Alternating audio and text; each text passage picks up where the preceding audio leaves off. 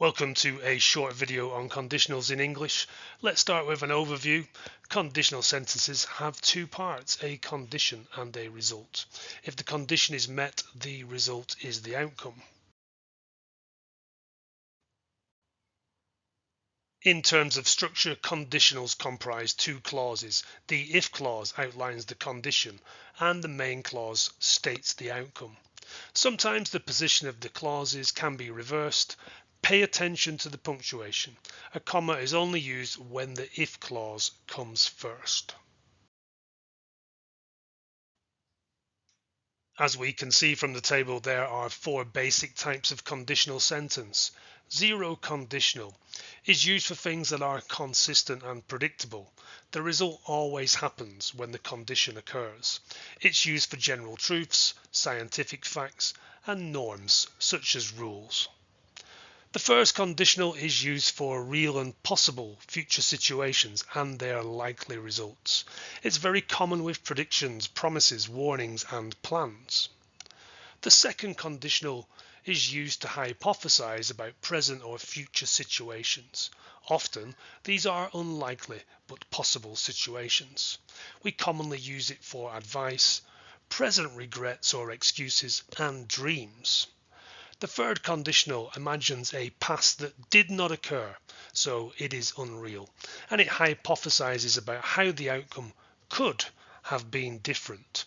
It's frequently used for regrets, criticism, and speculating about how the past might have been different.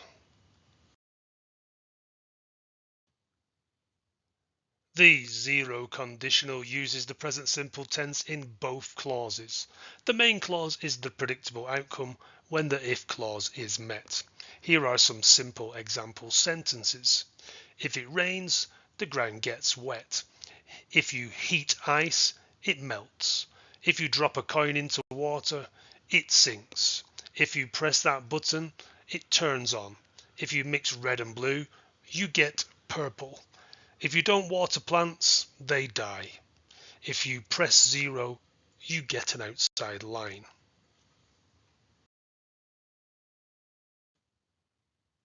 The first conditional uses the present simple in the if clause and the future simple in the main clause to show the probable future outcome. Here are some simple example sentences. If you study, you will pass the exam easily. If it rains, we'll go inside. If it snows, they will cancel the game. If you bring the wine, I'll order the food. If you park there, they'll give you a ticket. If we don't leave now, we'll be late. If you like Thai food, you'll love this place. The second conditional uses the past simple to establish an unreal condition. Would plus a main verb in its infinitive form state the hypothetical present or future outcome. Here are some simple example sentences. If I won the lottery, I would quit my job. If you had twins, you would need two incomes. If they downsized, they would free up some cash. If I had more time, I'd learn a foreign language. If I were you, I would apply for the job. If I didn't have to work, I would come to the party. If I lent Jerry money, he wouldn't pay it back.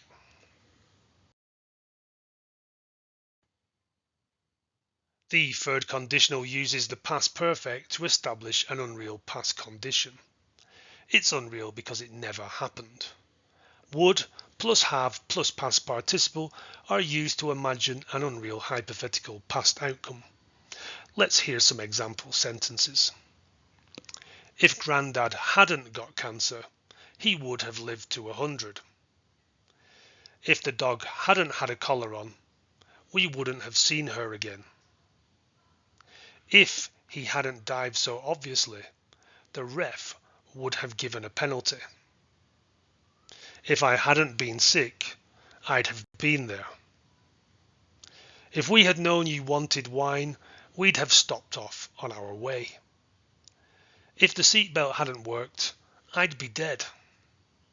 If you hadn't screwed up, you would still work there.